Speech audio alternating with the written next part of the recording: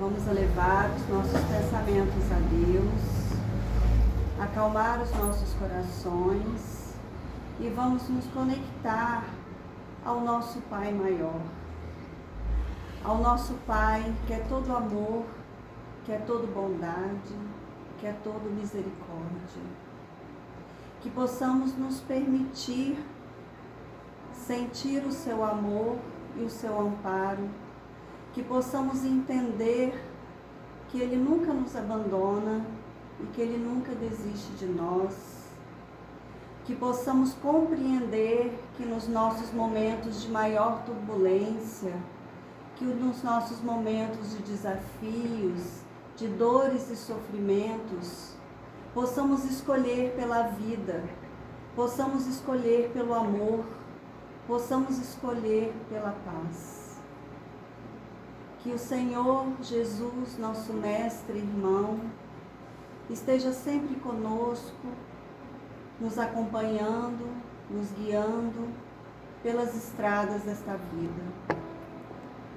Vamos pedir aos mentores desta casa, aos benfeitores espirituais, que abençoe o nosso irmão Ézio com suas palavras, para que estas possam entrar em nossos corações e que possamos mudar cada vez mais os nossos pensamentos, palavras e atitudes, para que possamos olhar sempre o nosso irmão como filho de Deus.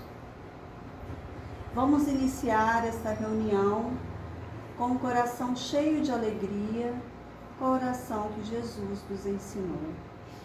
Pai nosso que estais nos céus, santificado seja o vosso nome, venha a nós o vosso reino, seja feita a vossa vontade, assim na terra como nos céus.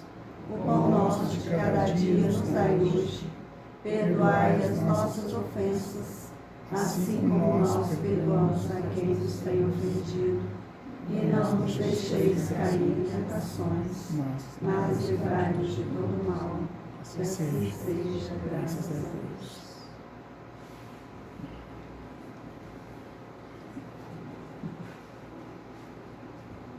Então a gente vai abordar esse tema, que é um tema sensível, mas é necessário enfrentar o tema, né?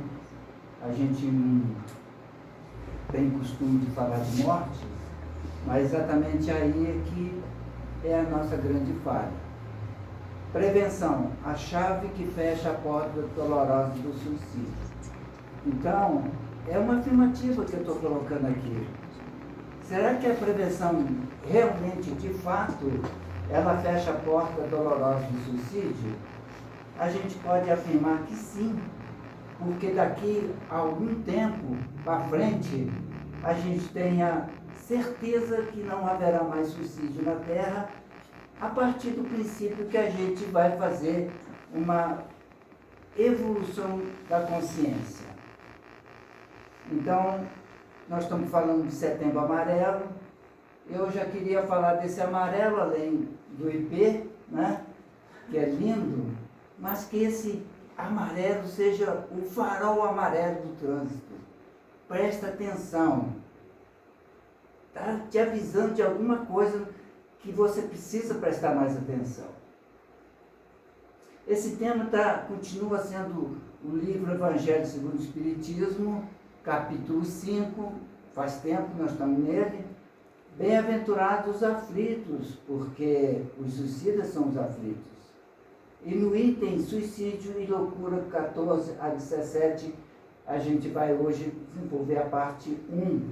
A gente quer fazer em duas partes, porque o assunto merece uma consideração maior.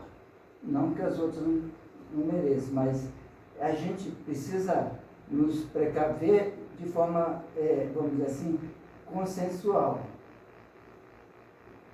Aí eu tirei esse emblema aí de uma associação, a SEMA, e que diz o seguinte: se precisar, peça ajuda.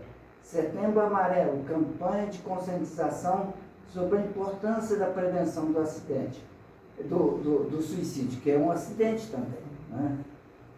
E essa expressão, preciso, se precisar, peça ajuda, é bacana, está perfeito, mas o Espiritismo avança mais um pouco, porque para o Espiritismo a gente não espera a pessoa pedir ajuda, a gente vai ao encontro dele. A gente não espera a pessoa pedir um prato de comida. Se a gente vê que tem necessidade, a gente vai ao encontro desse irmão nosso. Alguns dados informativos da Organização Mundial da Saúde.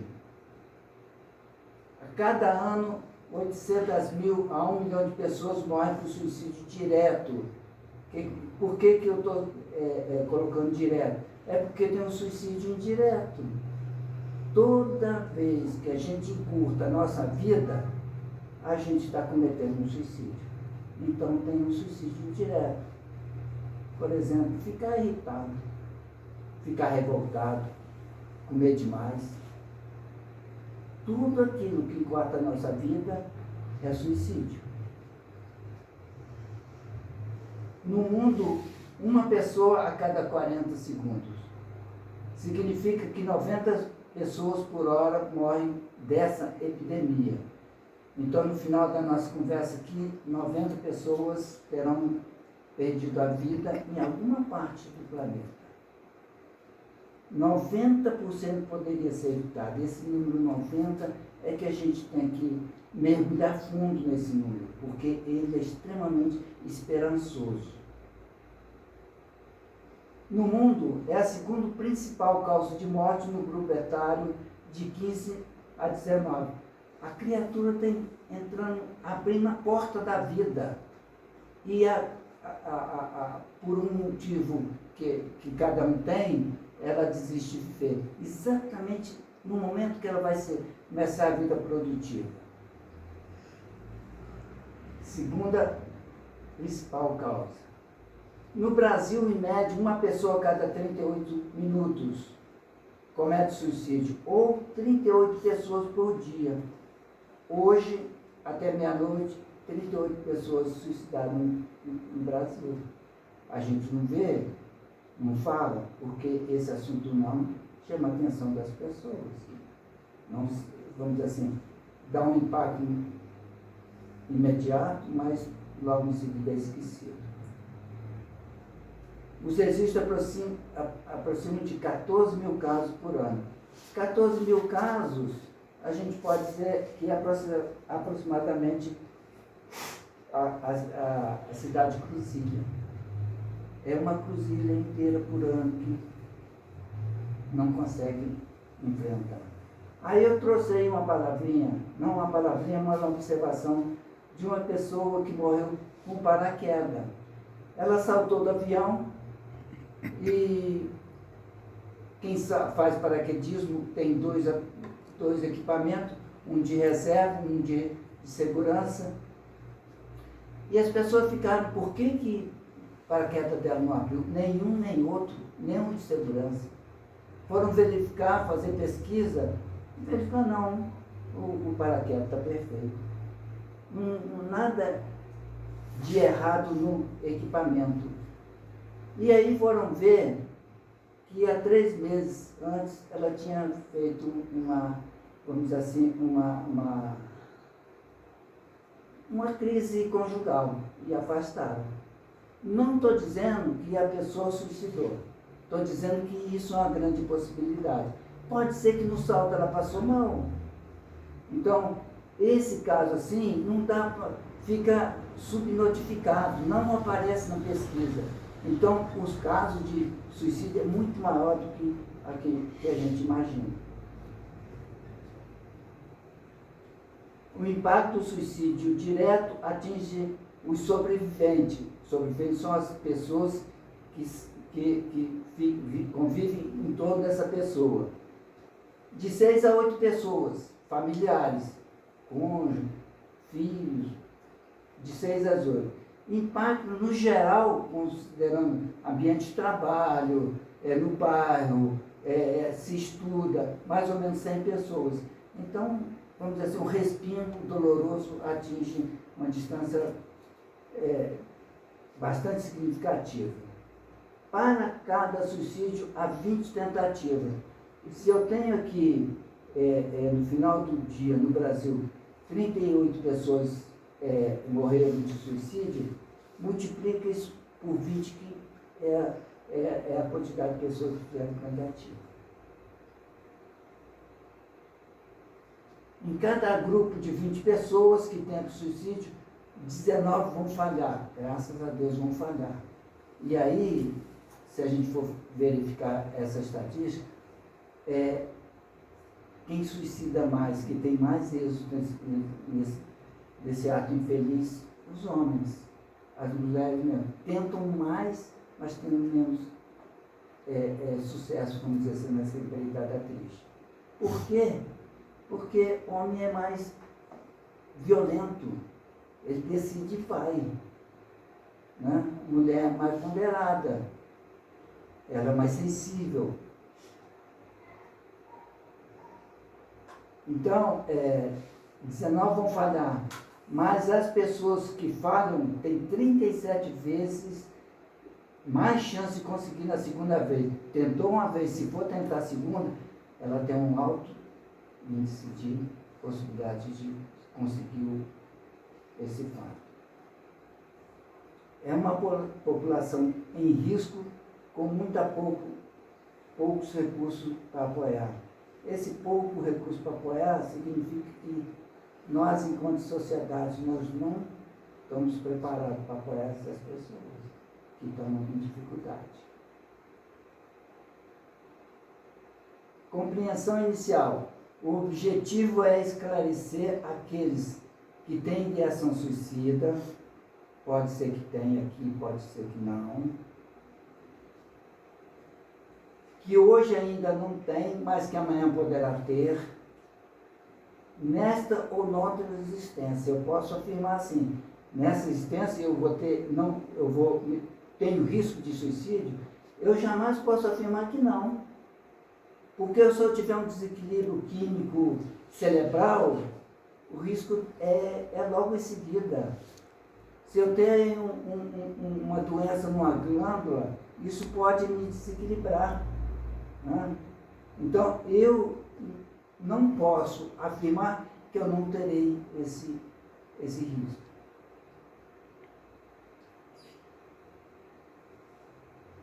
Então, nessa e noutra, a gente não sabe na outra passada e na seguinte como que a gente vai agir. Então, a importância disso é que se a gente tiver essa consciência, essa consciência de prevenção, a gente leva isso para a eternidade, porque é uma coisa boa. Tudo que é coisa boa é para a eternidade. As coisas que não são, vamos dizer assim, de Deus, essas são transitórias. Mas a prevenção, como é o amor ao próximo, esse é para a eternidade. Uma vez conquistado, a gente não perde mais. É necessário enfrentar esse tipo de morte, enfrentar o medo exagerado dela. Quando o Espiritismo toca nesse assunto, significa que se eu tenho um filho que cometeu esse ato, o Evangelho também cometeu esse ato, um católico ou qualquer outra religião, a dor da perda é igual. A dor é igual. A gente não tem nenhum escudo que a dor é menos. A grande diferença é que se a gente tem a consciência do Espiritismo, dos ensinamentos, a gente não desespera. Essa é a grande. A gente não enlouquece junto. A gente vai enfrentar isso com mais força, com mais vigor. Uma figurinha aí, não é pesado, é meu irmão. Eu queria estender isso aí, porque a gente tem que olhar para todas as pessoas como irmão.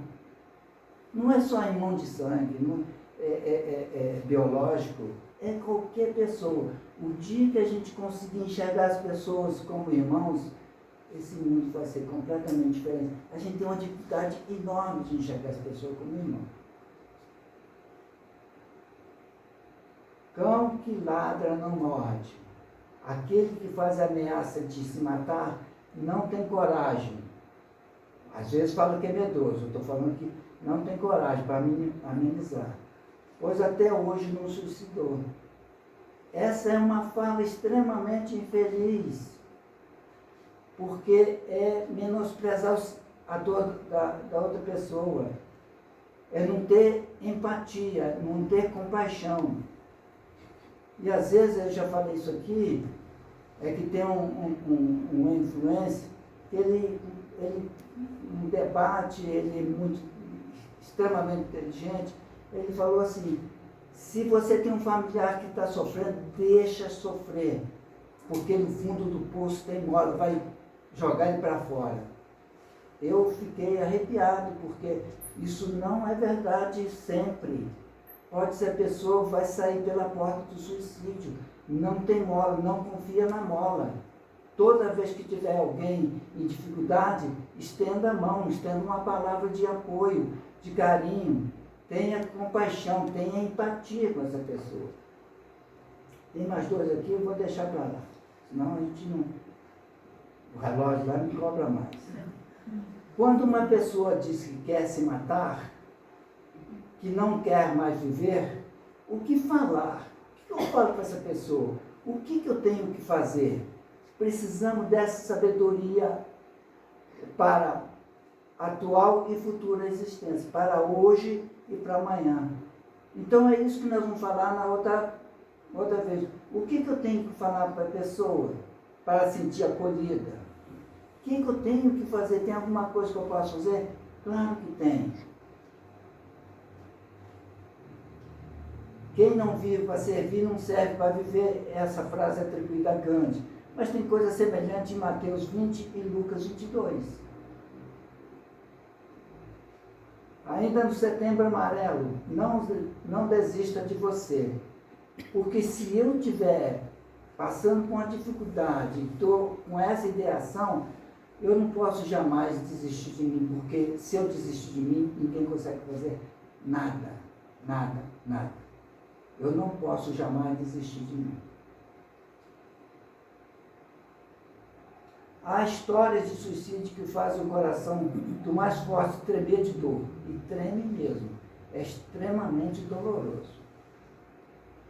E muito doloroso, às vezes, pela culpa de não ter feito nada. Por insistir em negar a sua existência bem próximo de nós. Onde a vida, a morte. Vida e morte sempre. Às vezes, mortes dolorosas. Essas experiências não devem ficar guardadas no fundo do coração. Quem passou por essa experiência deve externar e servir de orientação para outras pessoas. Mas só quem passou por ela? Não. A Ismênia, na apresentação dela, falou da pessoa cair no buraco, não é? Sim, cai no buraco. Muita gente cai, eu caio, todo mundo cai. Mas é possível evitar cair no buraco porque alguém caiu. Eu posso aprender com alguém que ali tem um buraco, eu não posso ir. Então, não devo ficar guardando experiências para mim, para a família. É isso que faz a conscientização de uma sociedade. Vamos aqui te apresentar o sargento Kelvin Briggs. Atende aqueles que têm ideação suicida na ponte Golden Gate, nos Estados Unidos. Esse é o sargento. A gente vai compreender um pouquinho do trabalho dele.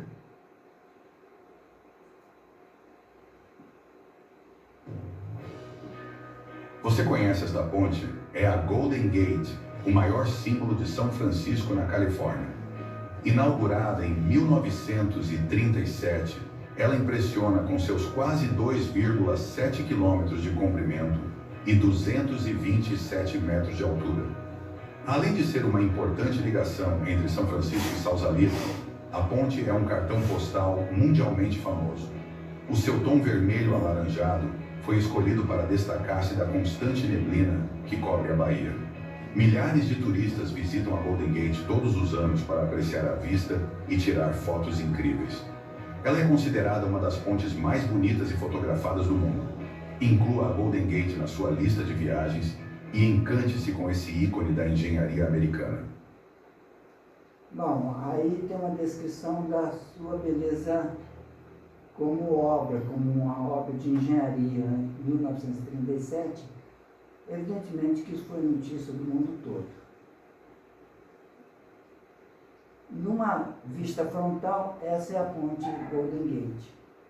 Bonitona, não é? Muito bonitona. Naquele vão central que está lá, é onde as pessoas atentam contra a vida.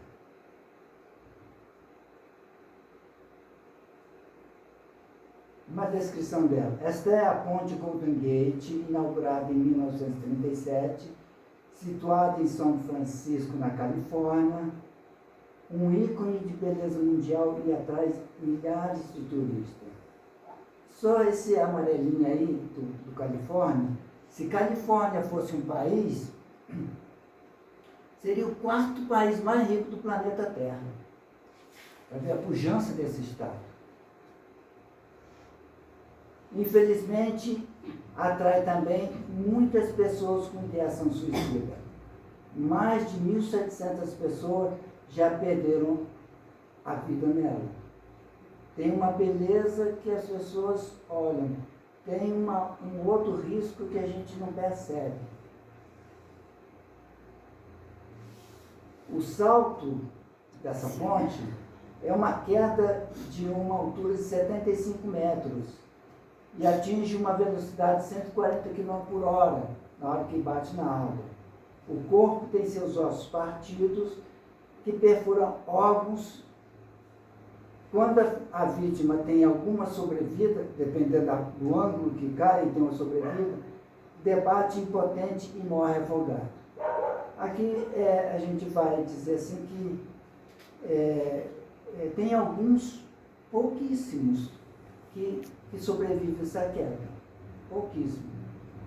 E é uma bênção essas pessoas sobreviverem, porque eles vêm nos falar o que eles sentiram. Porque quem morre não tem jeito de imediatamente falar, mas quem sobreviveu pode.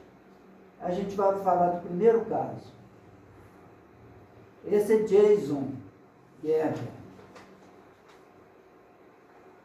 É uma notícia que saiu na BBC News. Descreve o sargento Kevin.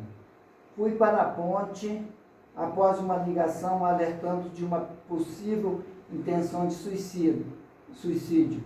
Lá no vão central. Lá encontrei o jovem Jason Berg, esse da foto, de 32 anos, vindo de Nova Jersey pela terceira vez. Ele saiu aqui de Nova Jersey, cruzou todos os Estados Unidos, 10 países, para se suicidar em São Francisco. Pela terceira vez. Eu entendo que essa terceira vez, ele deu o máximo de chance para ficar de pé. Essa distância toda aí, eu acredito, eu penso, posso estar errado, é que ele tentou retardar ao máximo esse ato que ele estava premeditando. Ele queria buscar de qualquer jeito uma corda, uma boia para segurar, para ser o mais distante possível. Acho que essa foi uma possibilidade. Após 1 hora de conversa, Jason perguntou ao sargento: o que você sabe sobre a caixa de Pandora? Dentro dela tem todos os males da humanidade. Ódio, revolta, tristeza, doenças e muito mais. E no fundo da caixa fica uma coisa, a única coisa boa, a esperança. E ele continua escrevendo, o Jason: eu abri a minha caixa e veio sem esperança. O que eu faço, sargento? Alguns instantes Após alguns instantes, Jason inclinou para a direita e saltou. Jason era um jovem inteligente, gentil, ele percebe isso na conversa. Veio de Nova Jersey pela terceira vez para tentar o suicídio. O sargento, à noite, ligou para seus pais para avisá-lo. No dia seguinte, o rabino da família me ligou para saber como eu estava, como o sargento estava. O dano colateral do suicídio afeta muitas pessoas, quanto o sargento quer. Então, a gente percebe aqui que Jason não tinha mais esperança na vida. O que ele queria era buscar exatamente uma conversa que pudesse trazer de volta a esperança. Né? Porque uma pessoa que não tem esperança e tem só sofrimento, a ideia dele, para que viver? Só tem sofrimento e eu não tenho esperança, não consigo buscar essa esperança, então como ele não encontrou, ele fez esse ato. Lembrando assim que o que acontece com a criatura depois do suicídio, a gente vai falar na próxima apresentação no mês que vem. Sim, dificuldades. Eu não queria ver os sinais da depressão. Eu me nego, eu tenho medo, eu tenho pavor. Aquele comportamento estranho, pois ela tinha tudo. A criatura tinha tudo em casa, é a afirmação que às vezes as pessoas falam. Tinha tudo, e ela não queria ver os sinais da depressão ou qualquer outro sinal de fraqueza. Né? Quando fala assim, tinha de tudo, tinha de tudo materialmente. Porque uma pessoa que tem dificuldade não tem de tudo. Possivelmente falta amor, né? Respeito, falta as partes relacionadas à espiritualidade. Ela diz, pessoa, por que estou sentindo essa coisa estranha? Me explica. Uma pessoa que está passando por dificuldade, ela vai ter sempre tentando te provocar, pedindo ajuda. Ele não vai falar, por favor, me ajuda, não vai falar isso. Vai estar dando indireta para a gente, porque ela não sabe pedir ajuda. Muitas vezes não sabe, não consegue. A gente que tem que está um pouco mais equilibrado, precisa.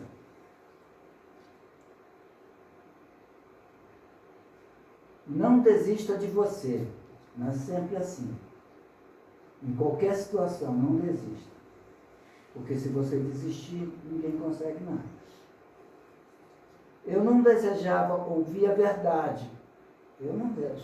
Eu diante do sofrimento das pessoas, eu não tenho muita vontade de ouvir a verdade. Eu sou covarde, porque eu não sei lidar com isso. Prefiro esconder a automutilação do pediatra. Então, às vezes, a criança vai para a escola, no verão, com a blusa manga comprida. Ninguém percebe, pai e mãe não percebe. Não, eu sinto frio lá, eu fico quieto, mas na verdade está escondendo, né? A automutilação. Esconder do pediatra é pior ainda, né? Ela sabe que tem alguma coisa estranha, ainda não comunica isso ao profissional que tem condição de ajudar. Ter medo e vergonha da dor, do sentimento de ter fracassado. Os pais que têm suicida, às vezes ele tem muito medo e vergonha. E aí ele não quer falar para as pessoas. Você não está sozinho. Essa é uma afirmativa que a gente pode falar sem medo para alguém que tem ideação. Você não está sozinho. Eu quero te ouvir. Se você quiser falar, eu estou te ouvindo.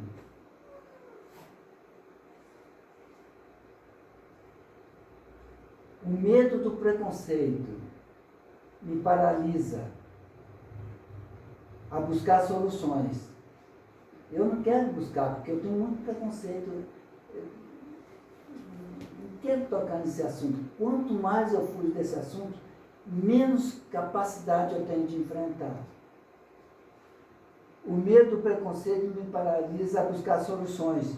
Tenho vergonha da depressão familiar. Tem muita gente que tem vergonha de dizer que o filho tem depressão, que a filha tem. Leva ao médico de forma escondida. Quando leva? Quando leva? É difícil sobreviver a esse trágico acontecimento. Experiência de quem viveu isso. Comer a comida favorita da filha sem desabar. A hora do almoço, sempre almoçava com ela. Essa é a comida favorita. Como que eu vou suportar? Eu vou suportar se eu tiver embasamento. Uma informação verdadeira. Informação que me ajuda a ser mais forte. Vê o seu quarto vazio. Né? Abre a porta e vê a filha, o filho não está lá mais. É muito doloroso. E o sentimento de não saber que amanhã também não verá. Perder o contato visual, mesmo aquele que a gente faz correndo pela manhã, que a criatura está indo trabalhar, está indo estudar, está escovando dente, mas aquela conversa que a gente tem fica, vamos dizer assim, acalentando nosso coração o dia todo. Porque eu fico lembrando, a filha falou isso, olha que bom. Aí, mesmo sem vendo, a conversa, aquelas frases extremamente confortantes. Ouvi a voz que tanto preencheu meu coração. Quer dizer, eu deixo de ouvir essa voz que tanto me faz bem. Não é preciso perder alguém para ajudar. Essa é a frase mais importante aqui. Porque essas duas, nós sabemos que é desse jeito. Não preciso perder alguém para ajudar. Por que ajudar? Porque é a orientação de Jesus. Amar o próximo. Se a gente tem dificuldade, a gente tem que se preparar para amar o próximo, sim. Amar o próximo irmão. Mas pode ser também tudo que está próximo. Quando Jesus disse isso, ele estava se referindo a pessoas. Mas hoje tudo que está próximo. O animal, o meio ambiente, tudo, o ar que eu respiro.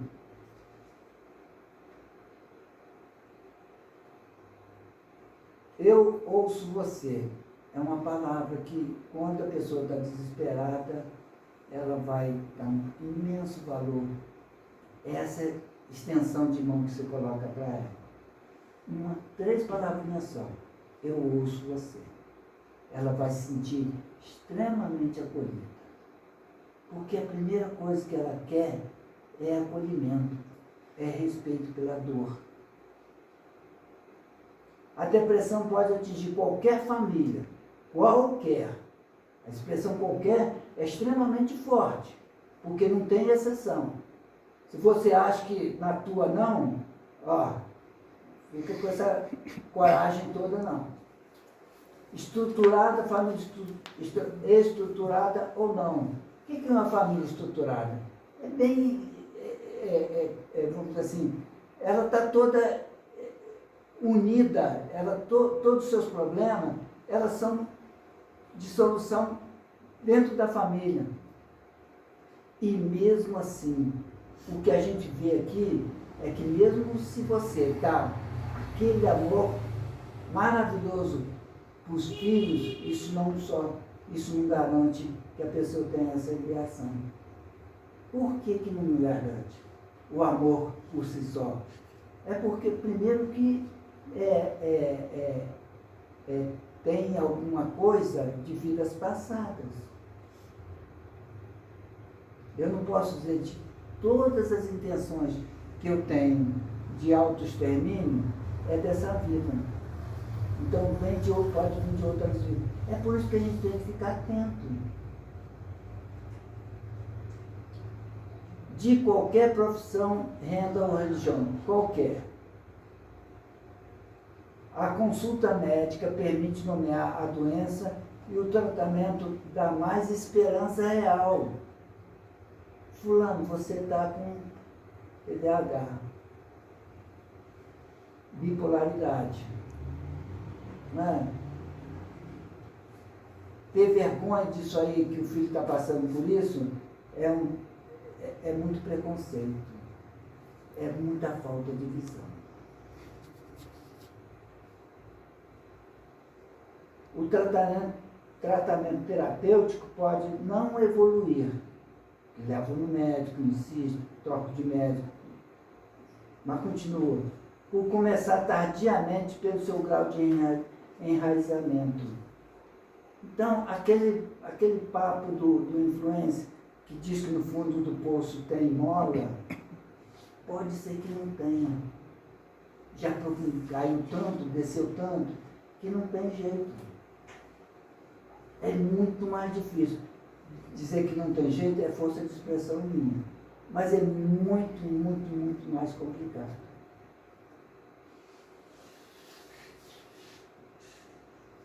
No Setembro Amarelo, juntos somos mais fortes. Né? Toda vez, se eu tenho um problema dentro da família, nesse sentido ou em qualquer outro, se eu não estou dando conta, peça ajuda. Tenha humildade de pedir ajuda. As pessoas estão sempre dispostas a ajudar, mas tem que pedir, tem que dar o sinal. Juntos somos mais fortes, com toda certeza. A imagem material que eu tenho disso é, se você pegar um palito e 20 palitos, mesmo que você coloque 20 mais força, você não consegue quebrar os 20 palitos juntos. Não buscar ajuda médica só após a primeira tentativa, porque pode ser tarde demais. Pois a solução é mais complicada. Há um risco maior de abrir a porta do quarto e deparar com uma tragédia irreversível. Irreversível.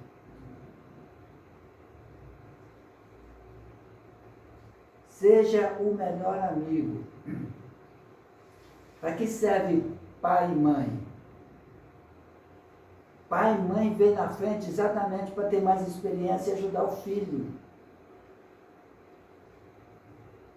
Ele tem a missão de educar, não de criar. Criar é galinha, mas educar. A gente tem que prestar muita atenção, que a gente pensa que criar é dar arroz com feijão. Arroz com feijão cria, mas a gente não quer criar mais. A gente quer educar. Ser o melhor amigo. Por que ser o melhor amigo? Porque sendo o melhor amigo, a pessoa sempre vai procurar. Porque tem a confiança no amigo.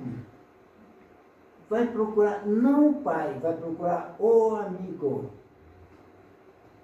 Ela precisa ficar à vontade para falar sobre suas dificuldades e sentimentos. Ninguém tem culpa da depressão. Mas a solução é conjunta. Precisamos conversar, ficar calado não resolve. Por que ficar calado não resolve? Porque nós estamos calados o tempo todo e o índice de suicídio vai aumentando. Então ficar calado não dá certo.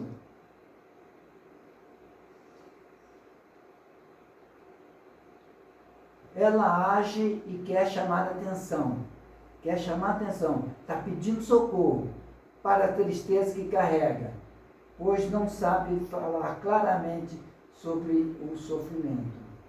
A gente tem nas duas pontas o crescimento suicídio, tanto na velhice como na adolescência, até criança. O neto pode ter ideação suicida por obsessão para encontrar o avô falecido. O neto tem tanto carinho para o avô e vice-versa, que quando o avô vai, ele fica pensando sistematicamente no avô. E o avô não sabe de nada, ele fica lá louco para falar com o filho. Obsessão. Pode dar complicação. Ah, o filho não tem nada. Não tem nada do seu ponto de vista médico, né? Mas do seu ponto de vista psicológico tem e espiritual também. Aqui mais uma experiência junto com o sargento Kevin. Kevin, ele conseguiu, vamos dizer, entre aspas, salvar mais de 200 pessoas. Eu lembro, o número que eu lembro é 240 e pouco. Ele, na declaração dele, perdeu 2. Ele não lembra de ninguém que salvou, ele só lembra dos 2 que ele perdeu. Vamos ver mais um que ele perdeu aqui. Esse é Kelvin. O sargento Kevin relata. Daqui para frente eu vou chamar só de sargento. Certa vez recebi uma chamada de um possível suicida na ponte, próximo à Torre Norte. Ao chegar, deparei com um homem de 22 anos, esse que está fora da proteção, Kelvin Bertia, em pé na calçada. Ao me ver, imediatamente saltou a grade. Ao ver o policial, ele percebeu que o policial podia interromper a sua partida. Ele pulou. Então ele está, simplesmente se ele soltar a mão, ele vai embora.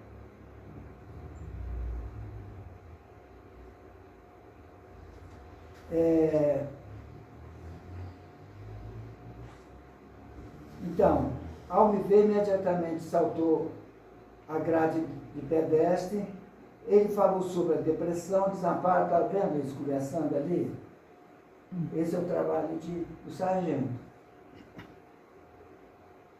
Kevin tinha uma dívida de $250 mil. No nosso dinheiro aqui, em torno de $1.300.000. Dívida contraída por causa do tratamento da filha prematura. Conversou durante 1h30. Depois de 1h30, ele desistiu de morrer.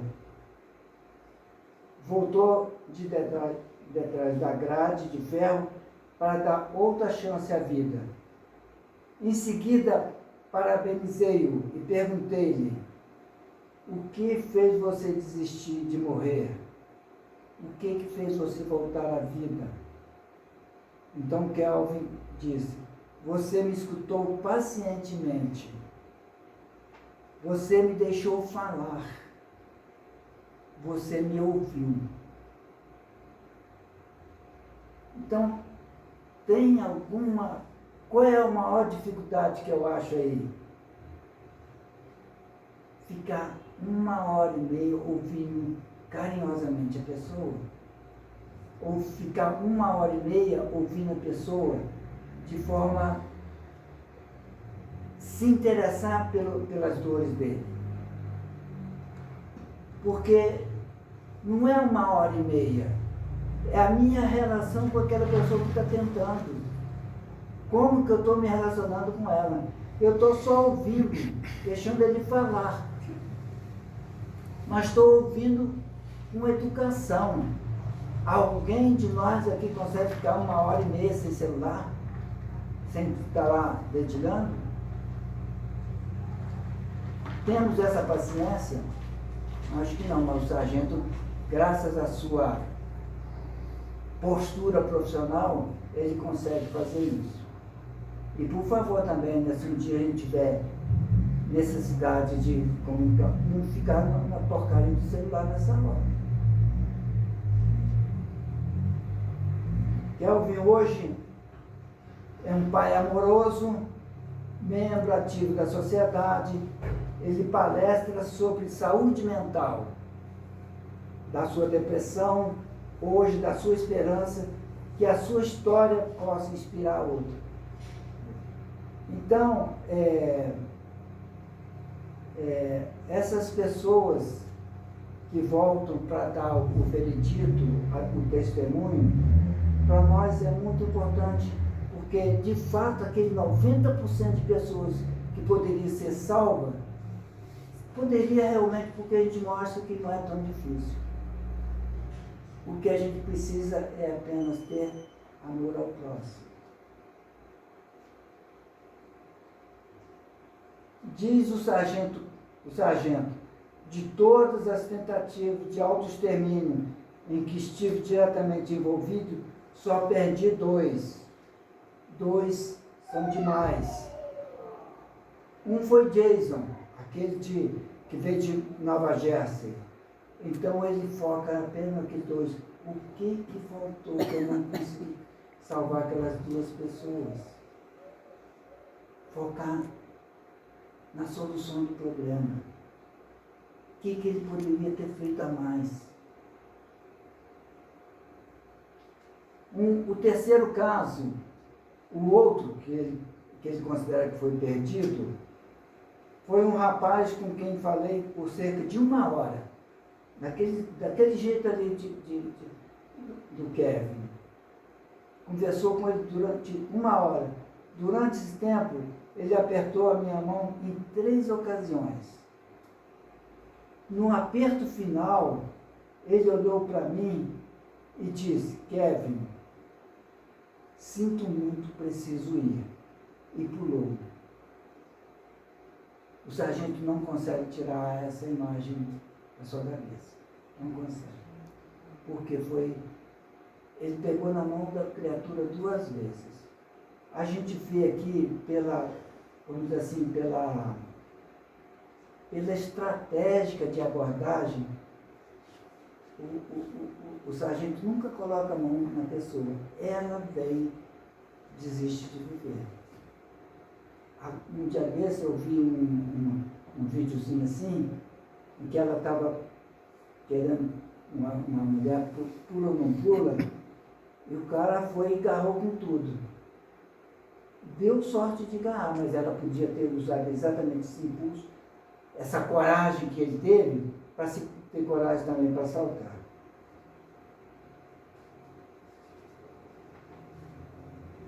Depoimento, sargento. Eu preciso dizer algo para vocês. A grande maioria das pessoas que podemos falar com ela naquela ponte não comete suicídio. Se ele dá a oportunidade de conversar, ele não vai. Vai ser muito difícil. O negócio é que muita gente não dá a oportunidade. Além disso, aqueles poucos que pularam a ponte e sobreviveram, vários deles disseram: no instante que solta a mão da grade e pula, eles percebem que tinha cometido um grande erro. Arrepende, mas já é tarde. Ele quer dizer o seguinte: isso aí é contado também no Espiritismo. A pessoa tem os dedos segurando seu corpo e sua vida. Na hora que ele solta o dedo e que se joga, ele se arrepende. Isso aconteceu muito ali na ponte de Rio-Niterói, cujo vão central é de 72 metros de altura, e que alguns que vinham falavam assim: nossa, passa um filme completo na minha vida, eu arrependi. Eu fico lembrando das pessoas, meus filhos, minha esposa, todos, meu pai, minha mãe, mas já é tarde. No caso dessas pessoas que relatam, ele tem a sorte de cair numa determinada posição e voltar para relatar esse caso. Isso no Espiritismo é explicado da seguinte forma: essas pessoas geralmente estão obsidiadas, tem um obsessor ou vários obsessores. O obsessor fica ali, pula. Tem um obsessor vivo também, encarnado. Eu já vi isso em São Paulo. O cara estava pendurado no viaduto, todo mundo embaixo gritando em coro para pular. E é obsessor também. O obsessor não é somente aquele que está desencarnado, não. O encarnado também é obsessor. Então, na hora que ele está, na hora que ele solta o obsessor, sai fora. É contigo. Essa decisão é contigo. E aí a criatura arrepende, porque ele não está mais obsidiado.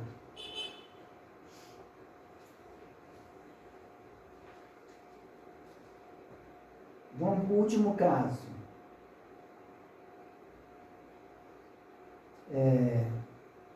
Então, esse é o que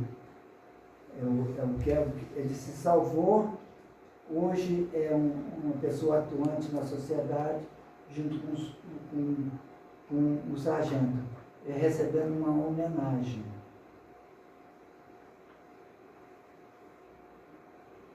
Esse é o último caso que a gente vai abordar.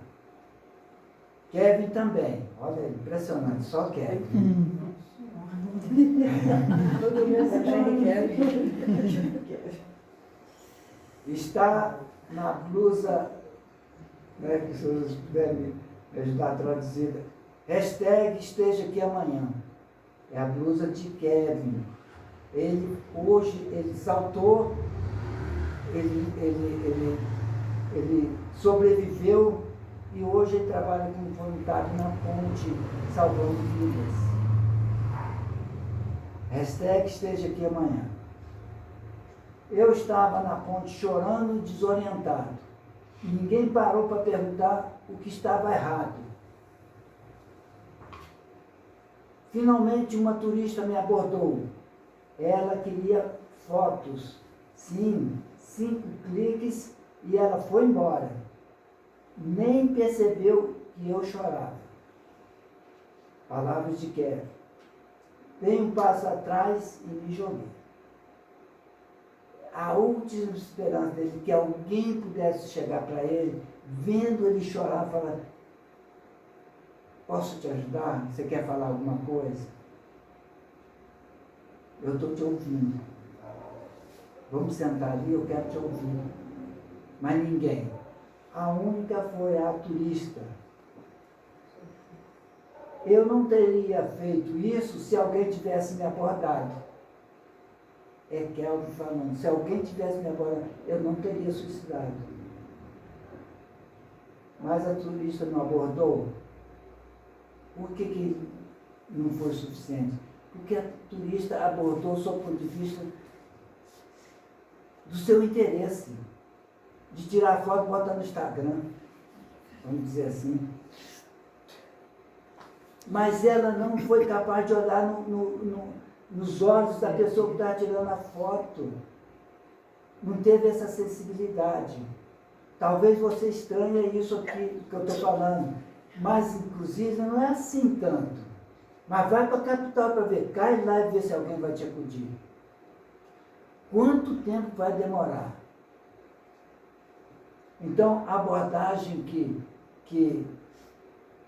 Kevin queria é que alguém que tivesse, vamos dizer assim, carinho com amor ao próximo, de ouvir 5 palavras, ouvir 5 minutos. Ele só queria que alguém tivesse abordado ele. Falei: eu compreendo sua dor, eu quero te ajudar. O que você quer falar? Pelo menos, você quer um copo d'água? Alguma coisa tem que fazer. Se eu não sei o que falar, inventa. A única coisa que me deve fazer é dar conselho. Não fica dando conselho para a pessoa. Ah, vai para o médico. Não, o médico possivelmente já procurou. Não é a hora de falar assim. É a hora de estender a mão com amorosidade. As pessoas que vão à ponte para pular não querem morrer. Elas querem saber se alguém se importa com ela. Questão de pertencimento. Nesse caso, a gente percebe que nem a família ele pertence. Nem a família o acolhe. Então, às vezes, um estranho ali poderia. É a esperança dele. Ele foi para a ponte porque ninguém se interessa, ninguém se importa. Né? E essas pessoas que ninguém se importa, se ninguém se importa, para que eu vou continuar vivendo? Não tem por que continuar. Então, a gente vê assim, que essas pessoas, elas não querem morrer. Ela apenas quer se livrar do tamanho da dor. Não tem nenhum interesse em morrer. Não é essa a finalidade. Ninguém vai, eu vou lá morrer. Eu vou lá morrer é a última, vamos dizer assim, o último ato de alguém que está desesperançoso. Alguém que não tem mais motivação, não tem sentido da vida.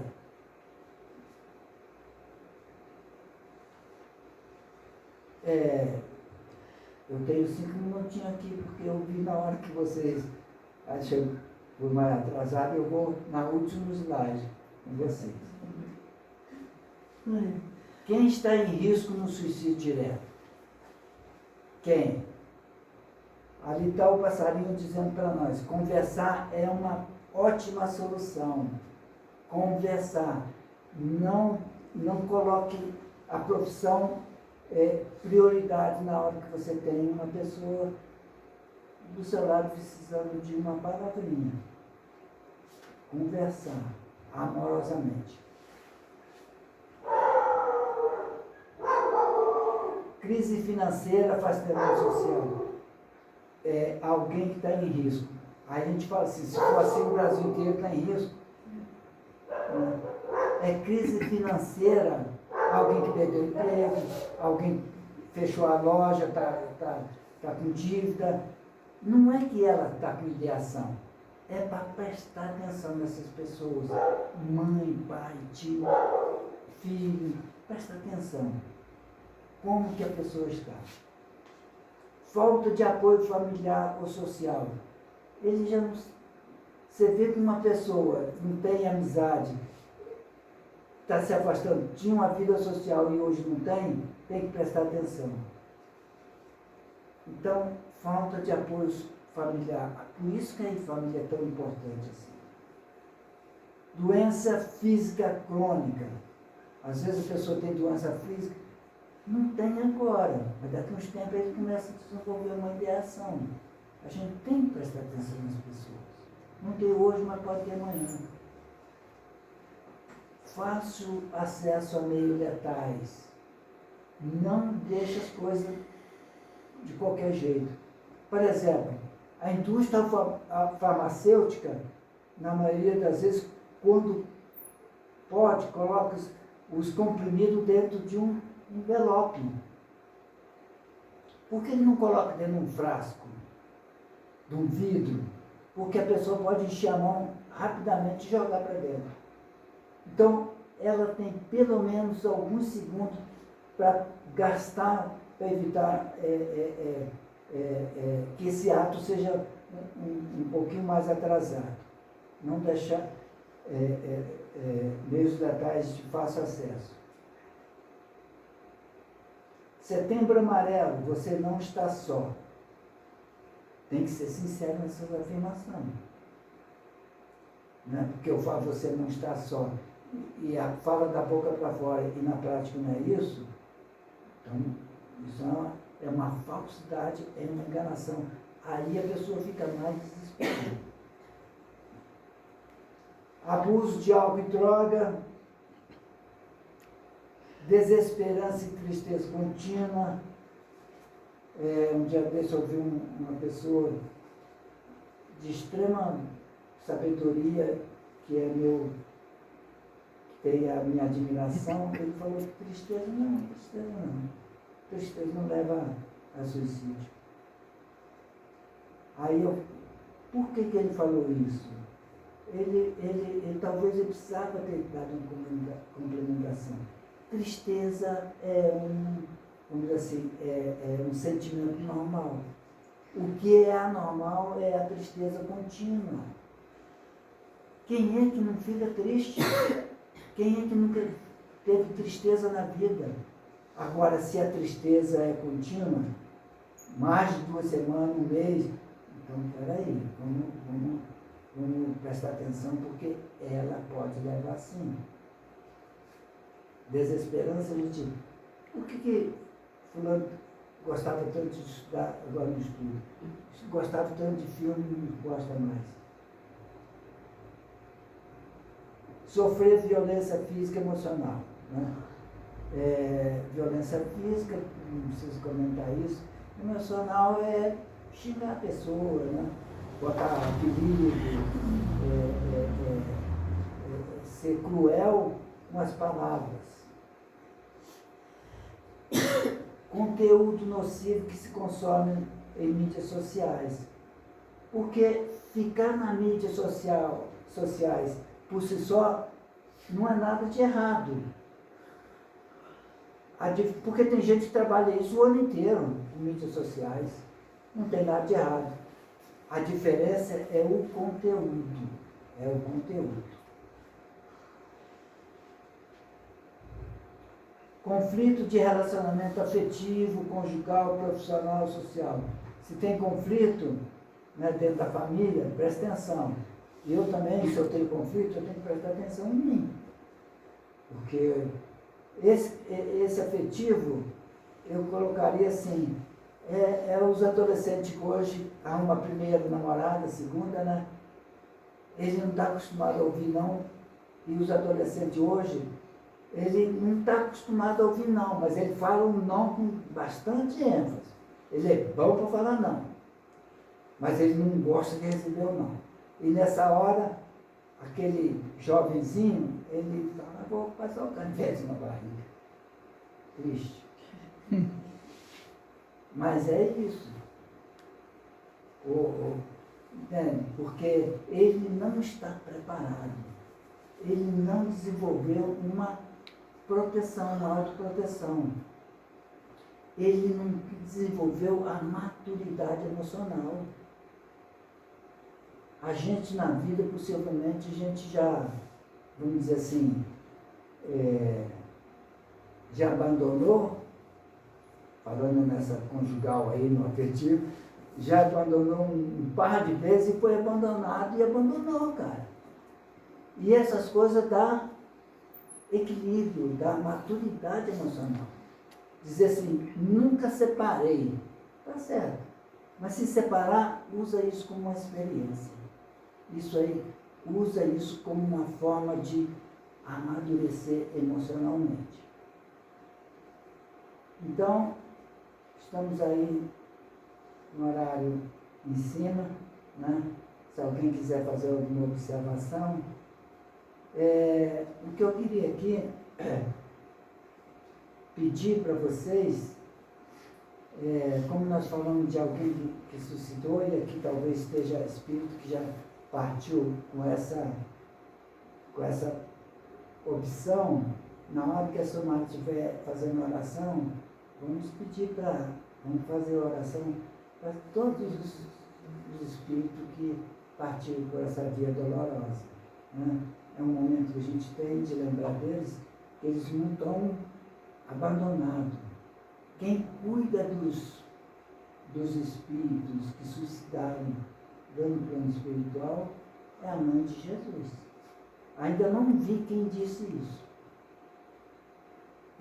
Desconfio que é Emmanuel, não tenho certeza. Mas é Maria que cuida dos. Então, essas pessoas que suicidam, ele vai fazer uma curva maior. Ele vai ter uma dificuldade. É alguém que caiu no abismo e volta. E vai ter que voltar. Porque não dá para ficar no abismo toda a vida. E a gente sabe que todas as pessoas encontrarão o caminho da luz. Quem diz isso, quem garante isso, é Jesus. De todas as ovelhas que meu Pai me confiou, nenhuma se perderá. Então, esses espíritos que procuraram essa via, elas também serão resgatadas da forma correta, no momento oportuno, porque Maria é responsável por cuidar dessas almas. Alguém quer falar alguma coisa? Então, obrigadíssimo em vocês. por trazer luz a essa casa, porque todos vocês são centelha divina, filho de Deus. Toda vez que a gente se une aqui, a chama da casa, a luminosidade da casa aumenta mais. Obrigadíssimo pela presença de vocês. Obrigada. Deixa eu agradecer pela luz das palavras sua na noite de hoje. Obrigado a todos. Falando sobre Maria, né? Maria realmente ela acolhe todos os sofredores, né? É aquela que vem, e assim, nas experiências que a gente tem visto dos irmãos suicidas, né? Em reunião mediúnica, a gente vê que todos eles se apresentam o quê? Que é o sofrimento que eles estão passando aqui. Eles acham que ele, dando fim à vida, que esse sofrimento vai cessar do lado de lá. Tipo, ele vai acabar e o sofrimento, aquele incômodo vai acabar do lado de lá. E todos eles manifestam dizendo, não acabou. Eu achei que tivesse acabado. E continuou, eu estou sentindo a mesma coisa, eu estou vendo a mesma coisa. E além do sofrimento daquilo que perturbava, ainda tem o sofrimento da dor que eles infligiram ao corpo, né? Do ato que eles cometeram. Então, assim, coitados, são acolhidos, todos eles são acolhidos com muito amor, com muito carinho, tem um trabalho muito intenso no mundo espiritual para esses irmãos, para eles serem acolhidos, mas também todos a seu tempo, porque também, assim, não é que suicidou, mas tem que ter a questão do arrependimento, né? Tem todo um processo, todo um trabalho que é feito pela espiritualidade. Então, ninguém é desamparado, né? Todos estão lá sendo acolhidos e a espiritualidade está lá trabalhando e Maria com certeza está lá olhando por todos eles. A gente agradece a presença de todos. A Ciomara faz a prece final para nós. E a gente vai passar depois para a segunda parte, que é o passe. A gente pede que todos aguardem aqui, que serão chamados. E o momento que estivermos aqui, né, que a gente possa vibrar, principalmente para esses irmãos suicidas, que eles possam ser acolhidos com todo amor, com todo carinho, que eles possam ser tratados, né, naquele mal que ele está sentindo, naquele sofrimento que eles estão passando, tá bom? Aí a gente pede essa mentalização de vocês aí.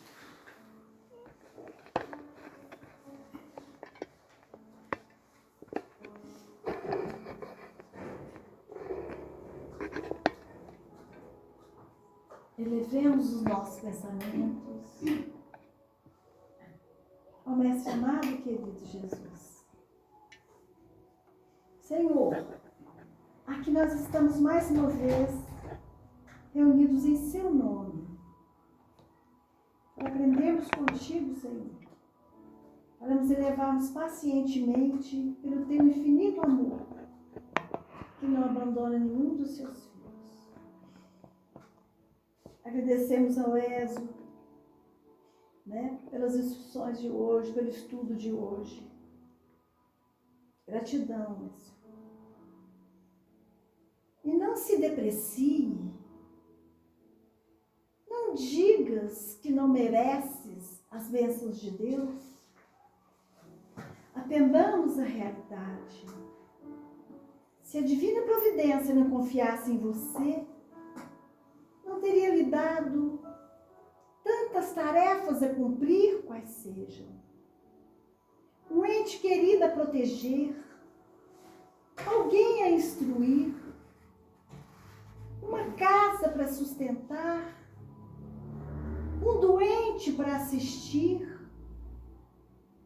um ensinamento a compor, esta ou aquela atividade em benefício do semelhante, esse ou aquele encargo, mesmo que seja dos mais simples, uma máquina a conduzir, um trato de terra a produzir.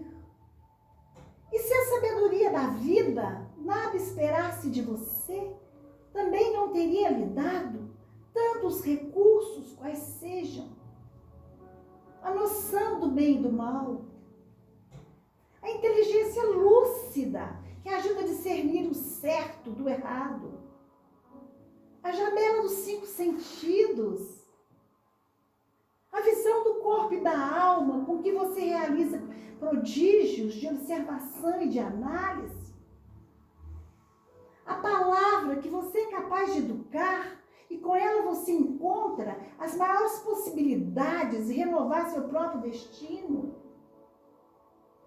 as mãos que lhe complementam os braços, expressando-se por antenas hábeis de serviço, os pés que locomovem você, atendendo-lhe a sua vontade, as faculdades genésicas que, iluminadas pelo amor e dirigidas pelo senso de responsabilidade, nos conferem poderes incomparáveis de criatividade no domínio do corpo e da alma.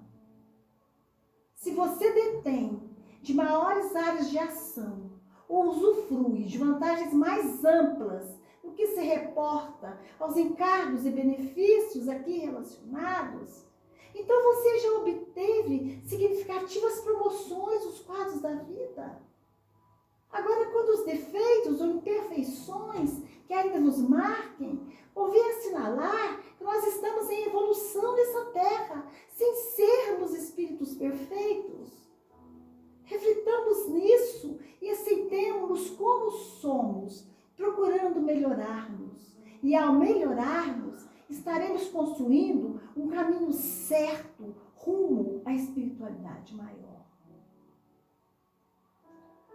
Então, obrigada, meu Deus, pelas graças, então, que nos foram, então, concedidas nesses momentos de prece, em que nossos espíritos entraram em comunhão convosco. Obrigada, Mestre Jesus, pelos espíritos de luz que nos enviastes para nos socorrer de todos os males e nos orientar em nossos caminhos. Obrigada, Mestre Jesus, por ter nos ensinado que através da prece nós estaremos encontrando o alimento necessário para a nossa sobrevivência espiritual e que com a ajuda recebida nós poderemos chegar ao Pai, rumo de nossa salvação. Então, paz e luz para todos os irmãos aqui presentes. Paz e luz para todas essas mães, todos os familiares, né, que tiveram algum suicida na família e que hoje sentem essa dor forte.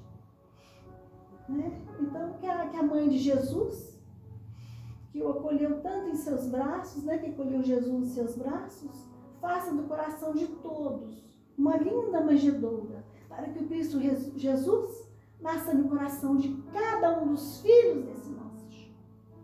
Paz e luz, então, para todos os irmãos aqui presentes. E paz e luz para todos que estão sofrendo. E hoje eu quero dedicar também a minha grande amiga, que é uma irmã que eu tenho, a Ivonice, que se encontra lá na UTI de Belo Horizonte, hospitalizada e muito mal. Então, paz e luz para todos os irmãos aqui presentes. Paz e luz para toda a humanidade. E que assim seja. Que assim seja. Graças a Deus.